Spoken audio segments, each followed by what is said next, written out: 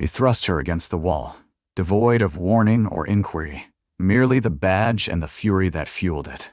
But what if the woman he seized was actually dispatched to mend the very system he believed he had under his thumb? He remained oblivious to her identity.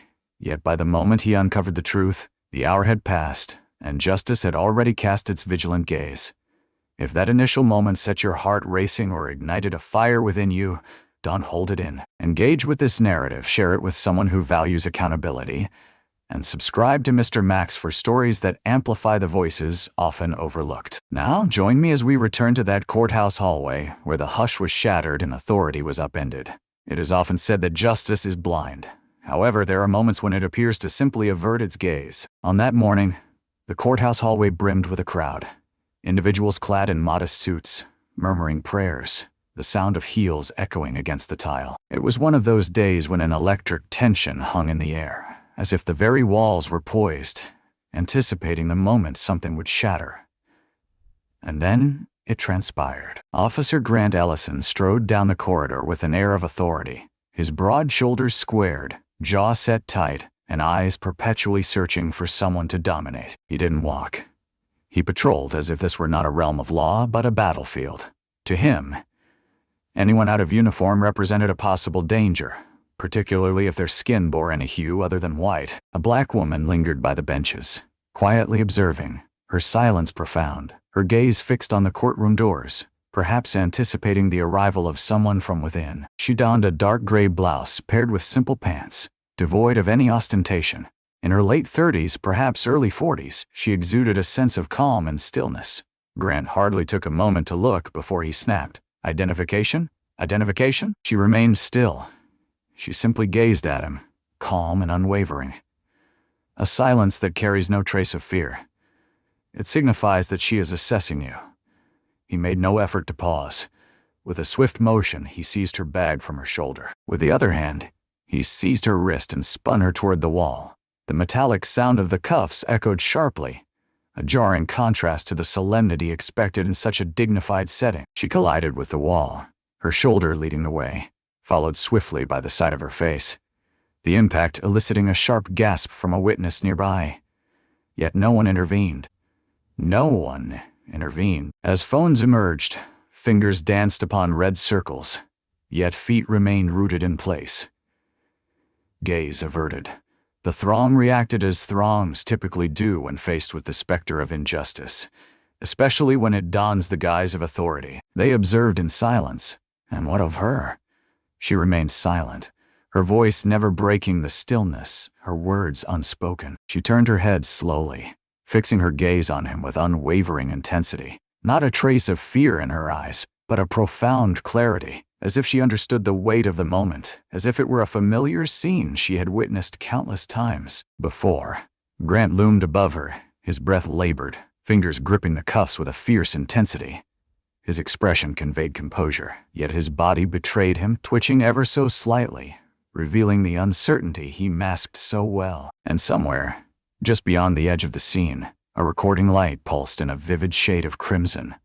One could sense it in the atmosphere, that this was far from just another unpleasant instance. A fissure had formed, and an entity, or perhaps a presence, was poised to emerge. Yet prior to that moment, there existed only silence. A silence that envelops you when events have spiraled beyond control and uncertainty reigns, save for her understanding of the way forward. She was aware, and the choice she made next would alter the course of everything. Courthouses exude a certain chill, an atmosphere that extends beyond the frigid marble floors, and the air conditioning that seems perpetually set to an unwelcoming low. It's a chill that penetrates deep within, not merely a result of the air's frigid touch, but born from the stillness, the stance, the weight of authority. The benches are crafted from wood, their straight backs offering no comfort or reprieve. The floorboards groan under the slightest shift, yet a palpable tension keeps everyone still, as if movement might shatter the fragile silence. The walls stand in a muted beige, a color devoid of vibrancy, crafted to suppress emotion and silence the voices that might dare to rise above the monotony.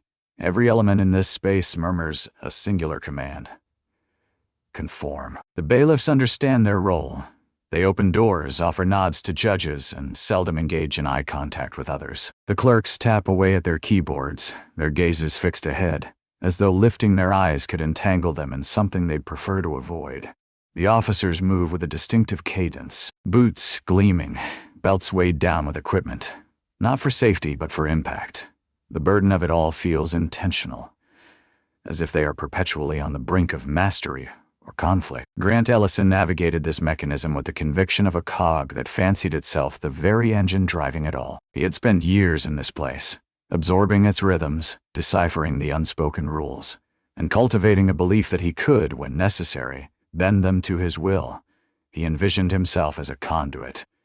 In his view, his role extended far beyond merely maintaining order. It was a matter of determining who was deemed worthy, who had the right to enter the courtroom, who could remain in silence and anticipation, and who appeared to pose a threat, judged solely by the color of their skin, their attire, or their stance. Grant acted without waiting for signals from the judge. He refrained from inquiring with the clerks.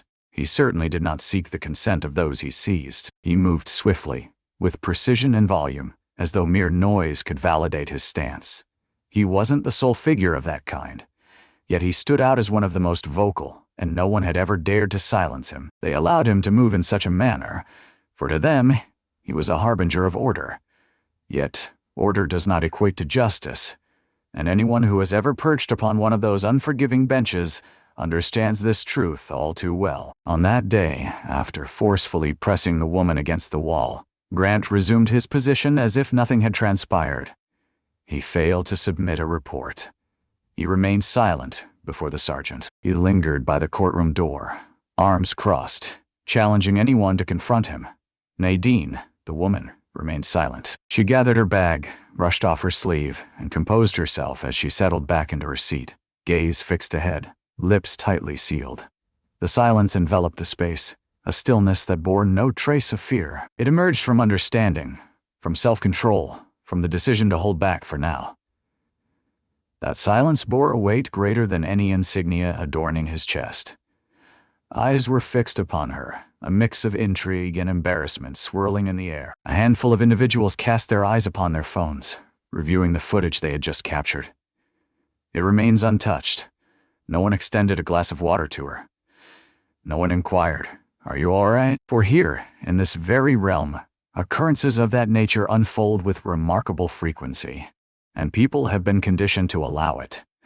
This was not the inaugural instance of an unjust shove. This would not be the final occurrence.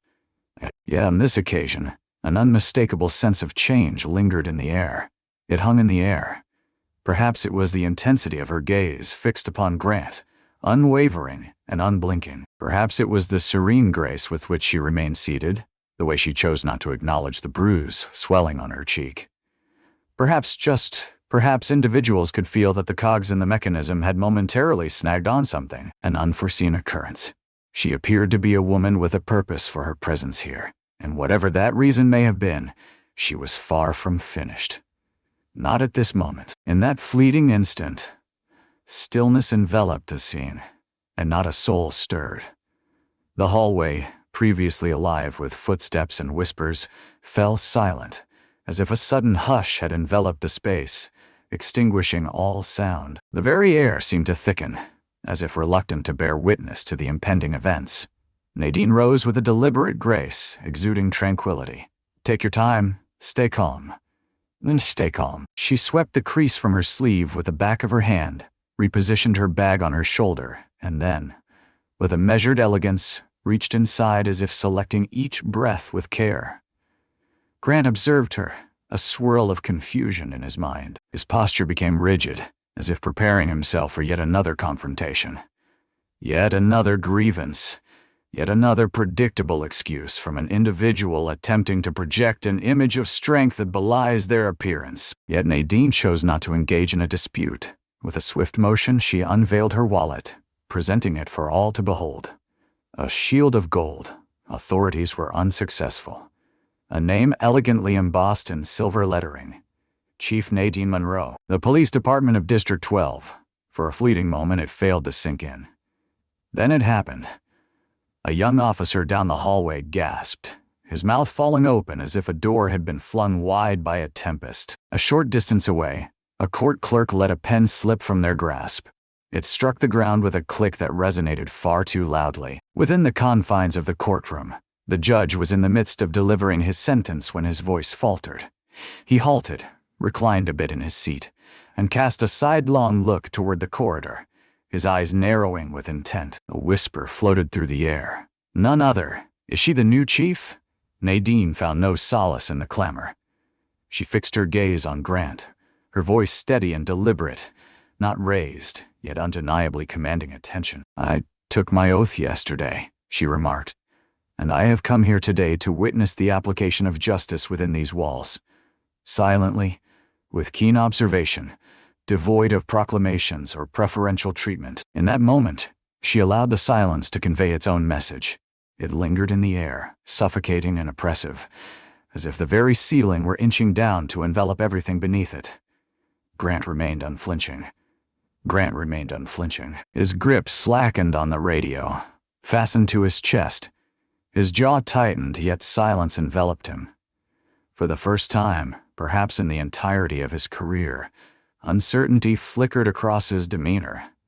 Not merely taken by surprise, but laid bare. And now, Nadine added, her voice a whisper, I've seen precisely what I intended to see. That was the strike. Neither a scream nor a scene.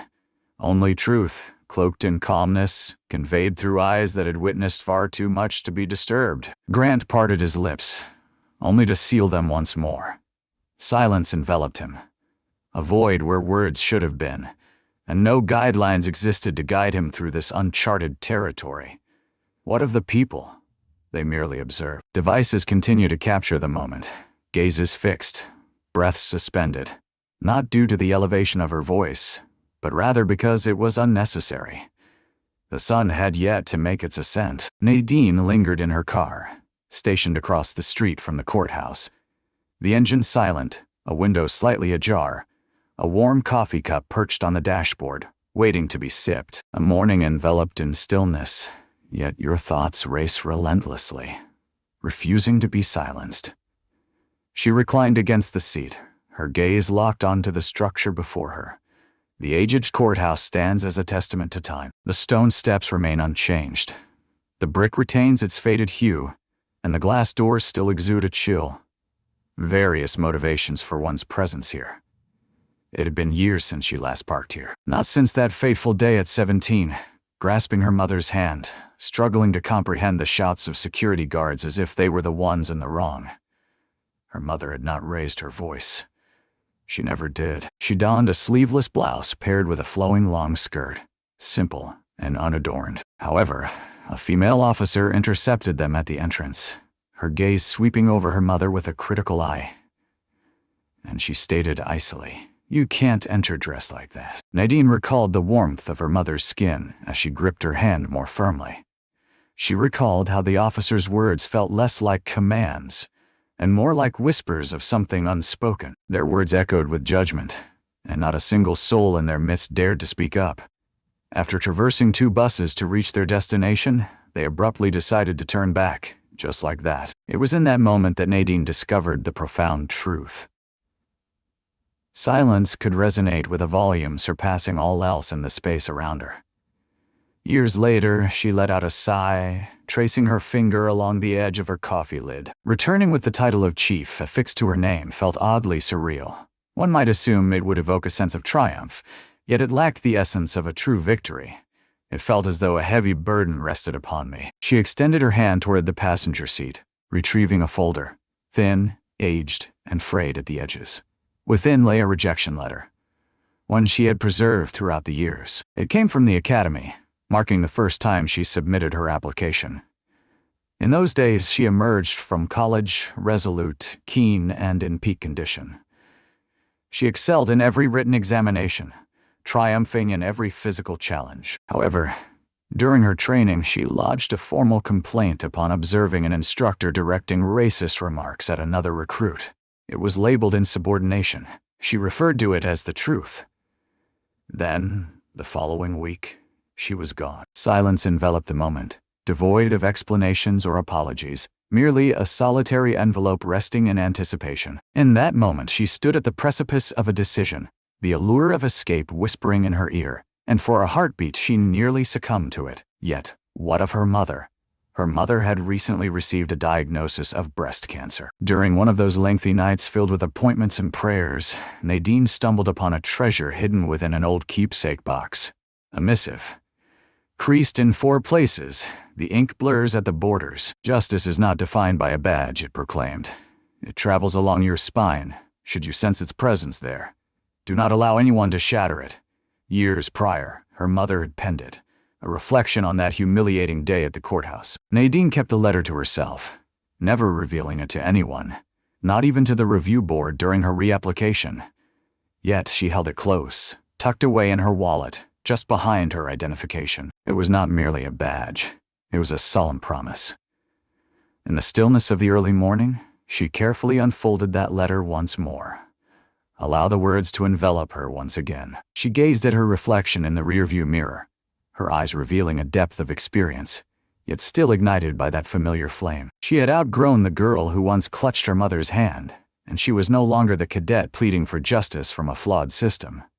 She strode back into the building, not merely as a witness, nor as a victim, but as the chief. And what of justice? It remained lodged in her spine, unwavering, resolute. With a decisive motion, she shut the folder, tucked it away beneath her seat, and at last brought the warm cup of coffee to her lips for a sip. The familiar bitterness lingered, yet this time it bore the weight of purpose. With a deliberate motion, she swung the door open, emerged onto the bustling street, and adjusted her blazer with a touch of poise. There were no blaring sirens, no glaring spotlight, no grand announcement, only a subtle, quiet decision made in the shadows. Today, she would find her voice. The door closed gently, accompanied by a subtle click. Silence reigns, devoid of clanging metal. Only the weight of conclusion remains. They found themselves in solitude. A slender conference room nestled discreetly behind the administrative offices. Absent are the cameras, the reporters, the lawyers. Only the beige walls stand witness, a wooden table at the center, and an unsettling quiet hangs in the air, as if a storm is poised to break. Grant Ellison sat rigidly in the chair opposite her, arms tightly crossed, jaw set in a firm line. Not a single word had escaped his lips since she had called for him. Yet those eyes, they burned, much like a man trapped in a corner, desperately clinging to the illusion that he was not. Nadine set a file down on the table that lay between them, substantial, adorned with a crimson marker. She remained standing. Not at this moment. Before you say anything, she said with a serene composure, I'd suggest you take a look at that. Grant remained still. Nadine opened the folder herself. One page follows the next, and then another. Within the confines of the investigation lay printed screenshots, body cam stills, incident reports marked with glaring inconsistencies, and internal memos that mysteriously vanished before they could be formalized into complaints. Chronicles. Designs. You think no one was watching, she said, her tone even, neither angry nor raised, just unwavering. Yet, there is always someone present. A mere observer.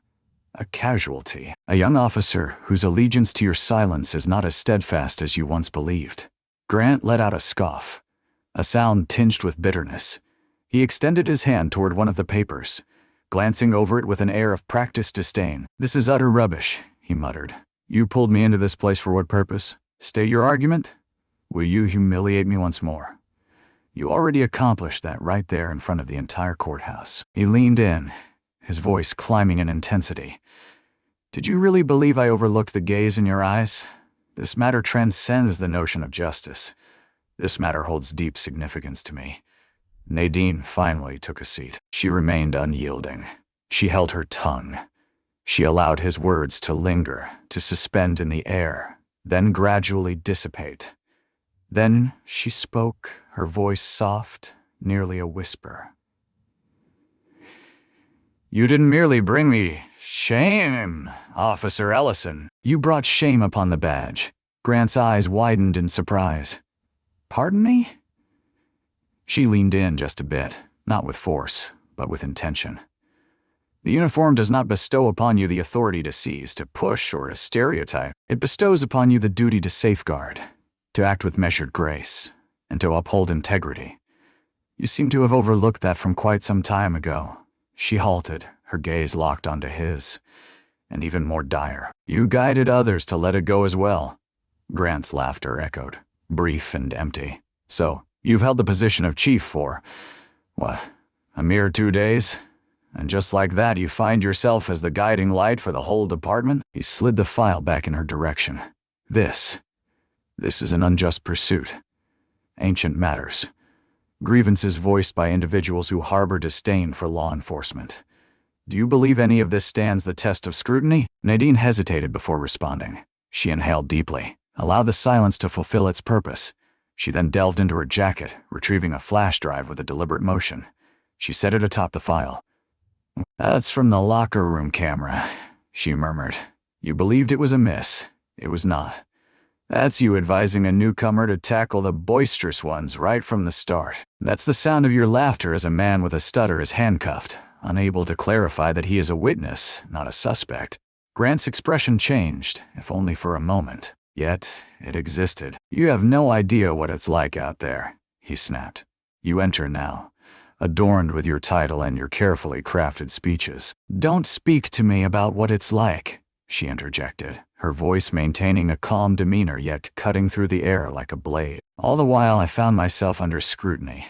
Despite my every action being in accordance with what was expected, I found myself in the position of having to commit procedures to memory not once, but twice, fully aware that a single misstep could mean the end of my opportunity." At last, she reclined, surrendering to the moment. "The distinction between you and me, Grant, lies in the fact that I have never wielded the badge as a form of protection. I bore it like a burden." He adjusted his position in the chair, feeling a sudden sense of diminishment. In that fleeting moment, silence enveloped them both. With a determined grace, Nadine rose to her feet, grasping the file and the flash drive, cradling them in her hands. "This isn't about revenge," she stated. "It is a matter of confronting the truth." She made her way to the door, paused just before grasping the handle. "Your career was constructed on the foundation of fear. Yet that strategy falters the moment someone ceases to be intimidated by you." She tilted her head ever so slightly, allowing him a glimpse of the delicate curve of her profile. "For years, Grant, you have commanded the room with your voice, the loudest among us all. Let us observe your response to the absence of sound." With that, she departed, leaving him in solitude. Absent of spotlight and audience, only the hum of the air vent fills the silence, mingling with the weighty, acrid flavor of genuine visibility. It began with a brief clip, a mere 23 seconds in length. A wobbly cell phone recording, blurred and slightly askew. The silhouette of a patrol car loomed at the periphery, accompanied by the stark outline of a sidewalk, where a boy, perhaps 15 or 16, stood with his hands partially elevated. The backpack lay abandoned on the ground. His voice, though barely audible, carried a serene quality. I took no action whatsoever. I found myself in a moment of contemplation. Then arrived the push. Officer Grant Ellison surged ahead, seizing the boy by the collar and hurling him to the side. The child collided with the curb, their shoulder taking the brunt of the impact. The snap resonated, cutting through the poor audio quality with undeniable clarity. The boy let out a single scream, then fell into silence. The image lingered on his face, contorted in agony, one hand clutching his arm, while his legs remained paralyzed, unable to budge. The footage had a captivating quality that compelled viewers to pause their endless scrolling. It was shared by Tessa Duval. She submitted it devoid of any caption, only the video and a date. 6 years prior, Crestwood County. My younger sibling. The spread was swift. By midday, it had permeated every prominent feed. The hashtags began to accumulate. Justice for Jalen. Support her unwaveringly. He was merely a boy. That name lingered in their memories. Jalen Duvall. A child who defied apprehension in front of a library. At that time, the clip never made it to the news. Merely a mugshot, despite the absence of any charges against him. The arm had mended in a twisted fashion. What about the family? Until this moment, they had remained silent. As dusk settled, Tessa found herself poised before a live camera. No elaborate setting, merely a brick wall standing sentinel behind her, a solitary microphone cradled in her hand, and the expression of one who had borne the weight of silence for far too long. Her voice remained steady. Never. 6 years prior, my brother suffered an injury at the hands of Officer Grant Ellison. He was not considered a suspect. He posed no danger. A teenager sat on the curb, a comic book in hand, having just missed his bus. On that fateful day, Grant suffered a fracture in his arm. What he truly shattered was the foundation of our trust. Her gaze pierced through the lens. He never offered an apology, never encountered discipline. It was as if it had never occurred at all. However, my intention is not to seek an apology. I stand here so that no one else must endure silence as we once did. She took a moment, allowing the weight of that realization to settle in. Believing that silence offers protection is a misconception. It merely postpones the inevitable truth. The transmission spanned a mere 2 minutes, yet by dawn, it had captivated over 8 million viewers. The comment sections brimmed with activity. What has caused this delay? Where did internal affairs take place? My son resembles Jalen. This might have been my child. The pressure cooker burst open, releasing a torrent of steam that refused to be contained within the confines of the room. News anchors referred to it as a pivotal moment.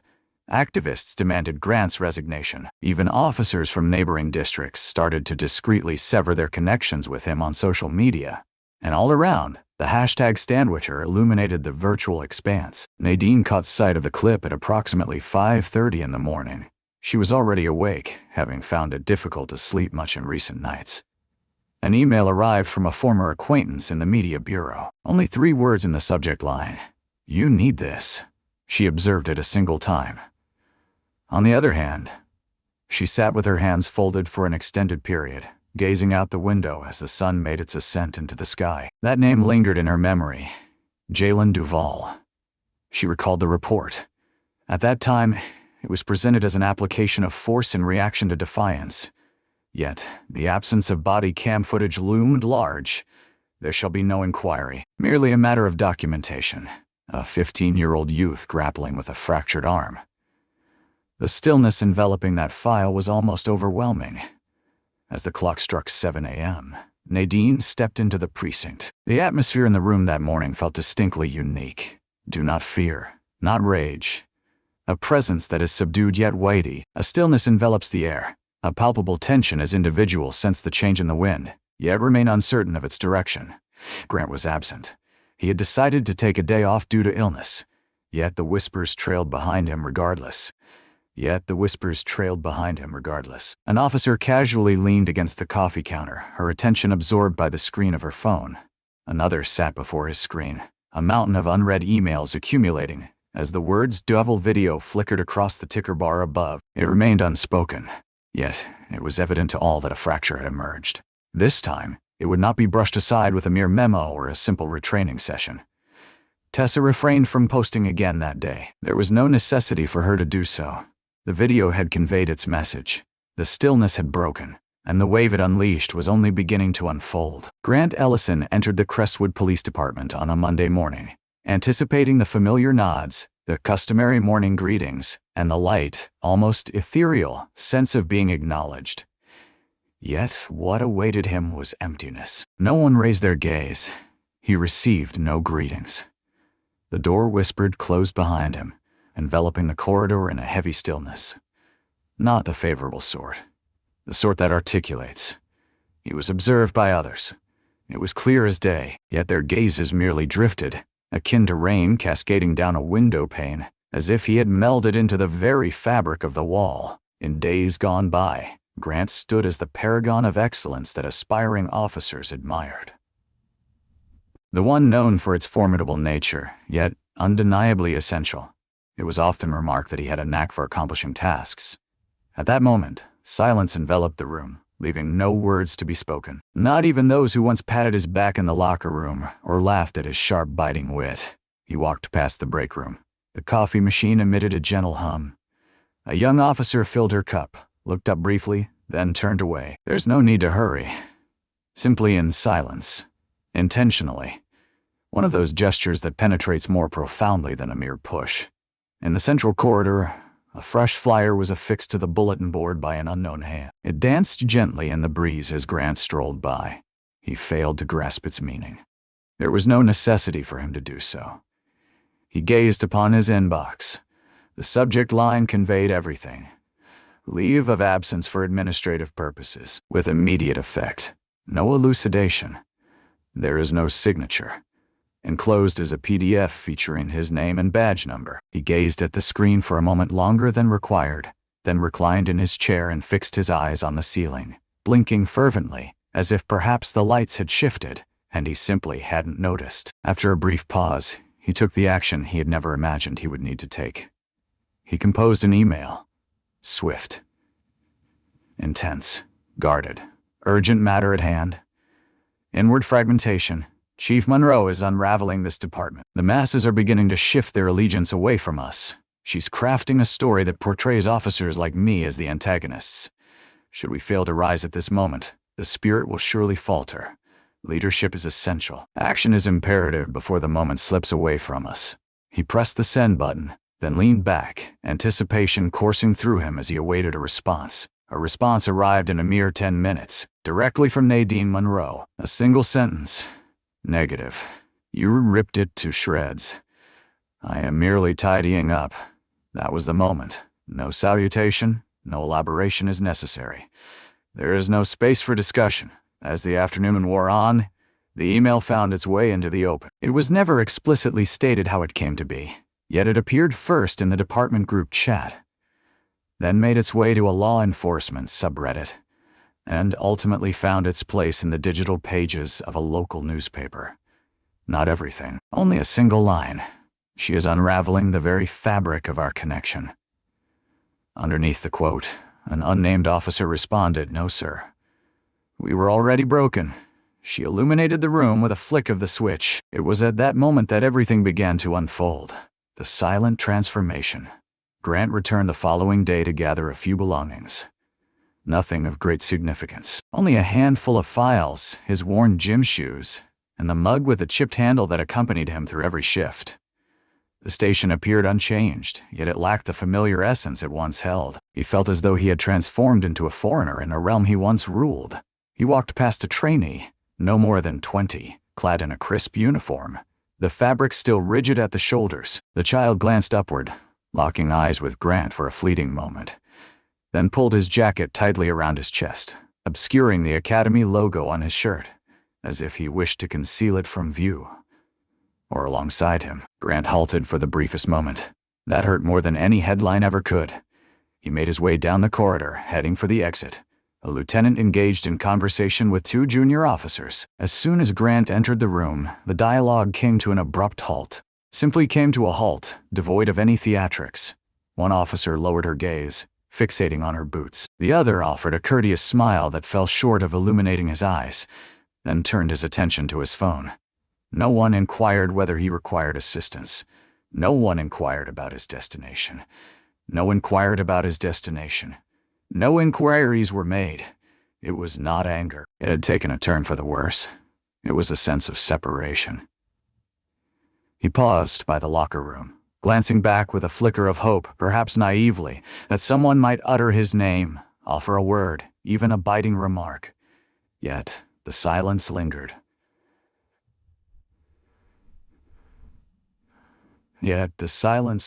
Weighty, concluding. There existed neither a hearing nor an official verdict, nor were there headlines blaring the word guilty. Yet the sentence had already been fulfilled. Absent from the courtroom, within individuals. What could possibly be more disheartening? He grasped it fully. For years he had persuaded himself that he was steadfastly maintaining the boundary, safeguarding the structure. Yet in truth he was merely sheltering himself behind it. Now laid bare, he was merely a man who was once held in high regard, now left behind by those who once honored him.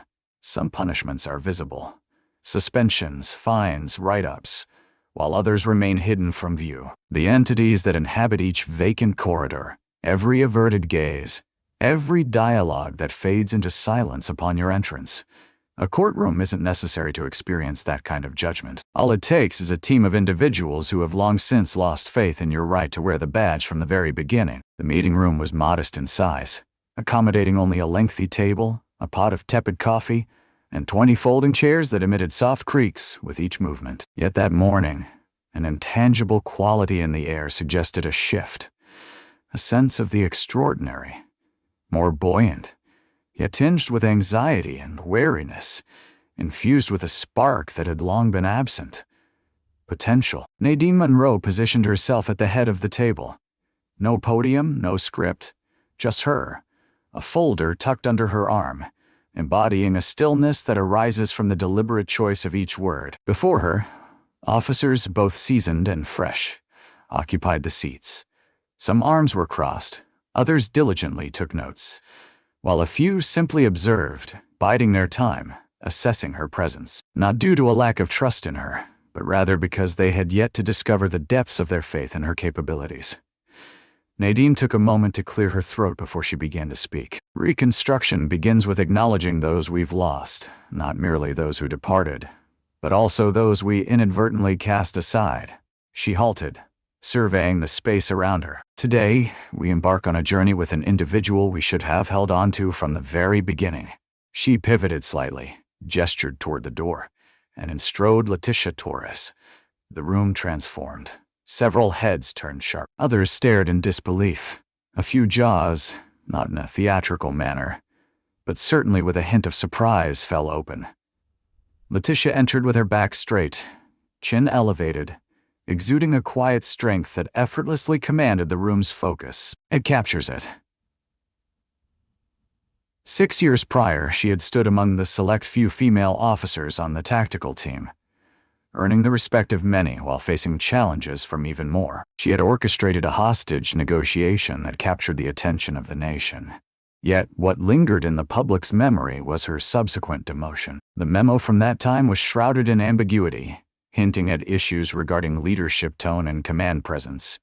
Yet, everyone understood its true implications. She did not take the reins in a manner typical of men, and certain men found themselves unprepared to follow her guidance.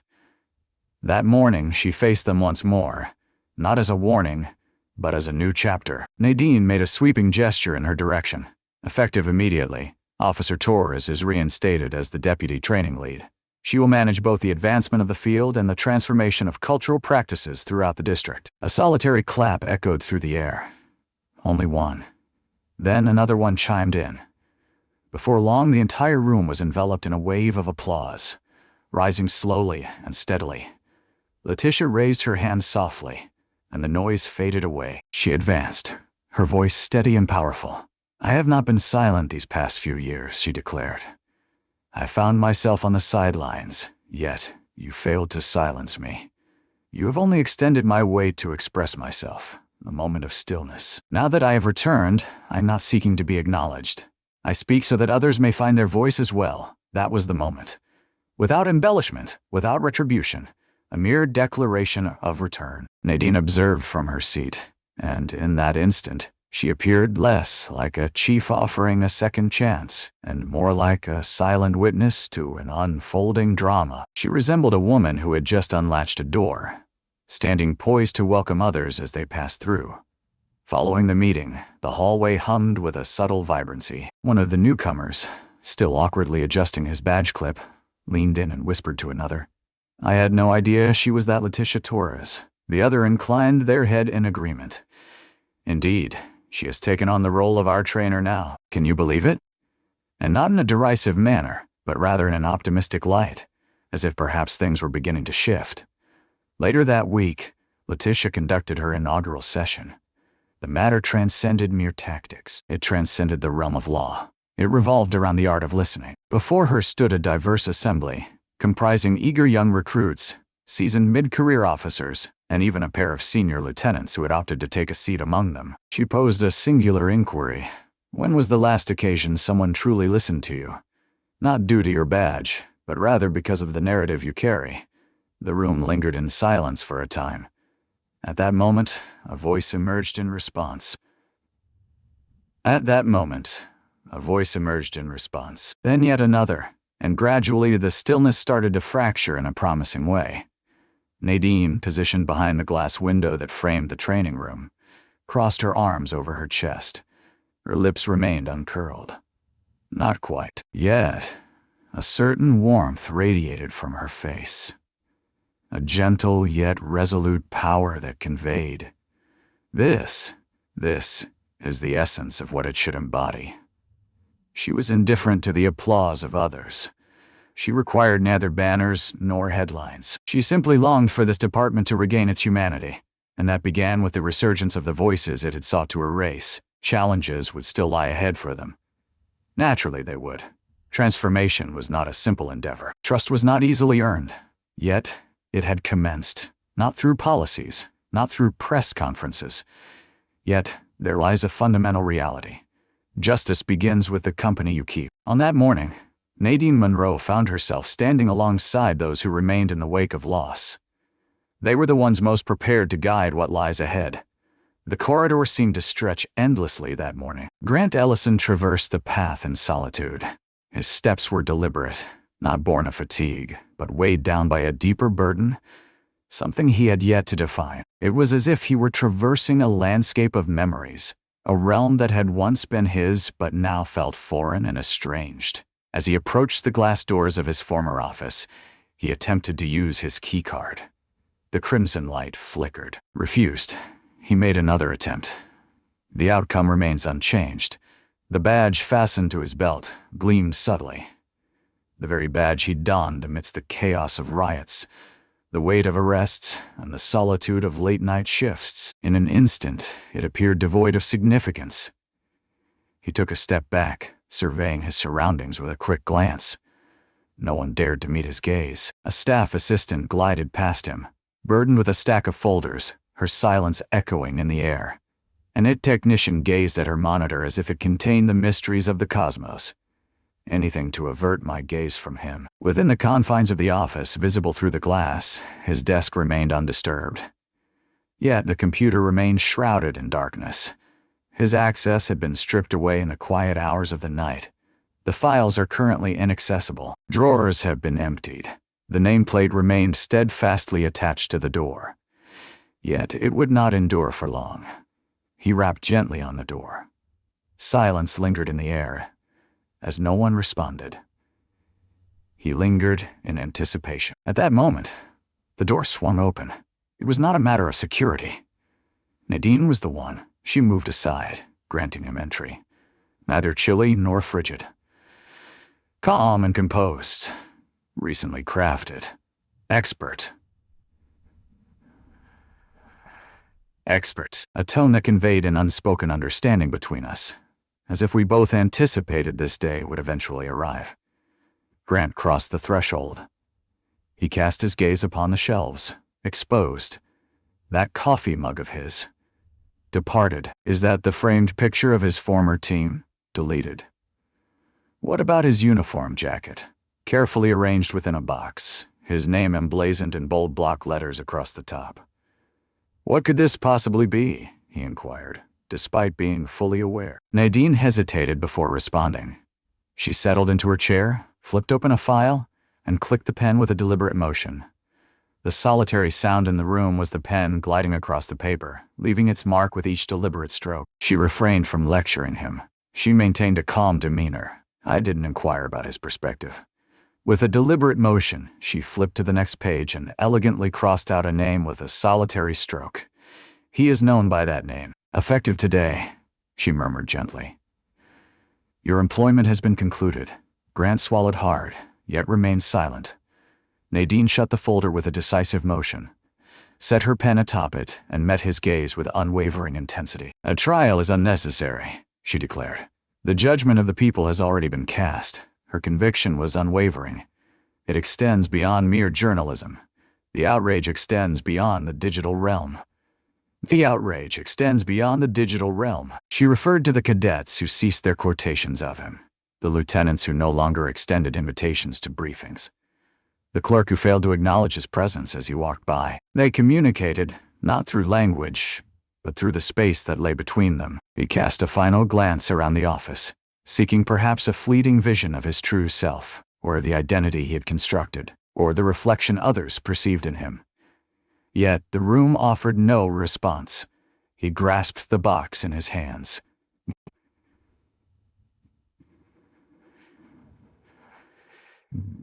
It bore no weight, only a handful of matters. His badge, a timepiece, the worn notebook he once carried during field interviews. "That's it," he murmured, more to himself than to her. "That's all," she responded. Neither restraints nor a scheduled appearance, devoid of any drama, merely the conclusion of a narrative he believed he could forever dictate. He lingered for a moment, as though anticipating the arrival of anyone, to break the silence. "You may leave," Nadine said softly. "There is nothing remaining for you in this place." And that was the moment that shattered him. It wasn't the dismissal, nor the ensuing public uproar, but rather that particular sentence. Gentle, conclusive, unavoidable. With a single nod, he pivoted and swung the door open. No one raised their gaze in the hallway. Not a farewell uttered, nor a fleeting look exchanged. The structure remained silent as he departed. The walls remained silent, unyielding in their stillness. The badge remained still, neither glowing nor falling. He had simply vanished. As he emerged into the morning light, he hesitated for a fleeting moment, casting a glance back at the station before directing his gaze to the box cradled in his hands. His face bore no trace of anger, only a profound emptiness, the kind that emerges when a man comes to the unsettling realization that he is no longer feared. He had slipped into obscurity. In the chief's office, Nadine lingered in solitude for just a moment longer. She grasped the familiar pen, turned to a pristine page, and inscribed the opening line of a fresh personnel log. Not merely a witness, nor a victim, but as the one who now pens the minutes. The lobby exuded a serene stillness. The morning light poured through the lofty windows, gently blurring the harsh contours of stone and metal. Officers moved forward with deliberate strides. Recruits formed a line by the sign-in desk, smoothing their uniforms, repositioning name tags, a mix of nerves and determination evident in their demeanor. A young figure, perhaps in their 20s, stood before the wooden plaque affixed above the entrance to the training wing. The handwriting, though faded, retained a certain strength. Elegant black ink flows in cursive across the textured surface of the paper, all elegantly encased behind glass. He uttered the words softly, almost as if sharing a secret.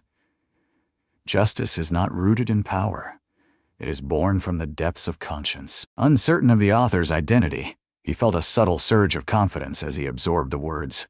Letitia Torres glided by, a clipboard in hand, her presence a quiet yet commanding force in the room. She cast him a look, one not of reprimand, but of subtle acknowledgement, the kind that conveys a dawning comprehension.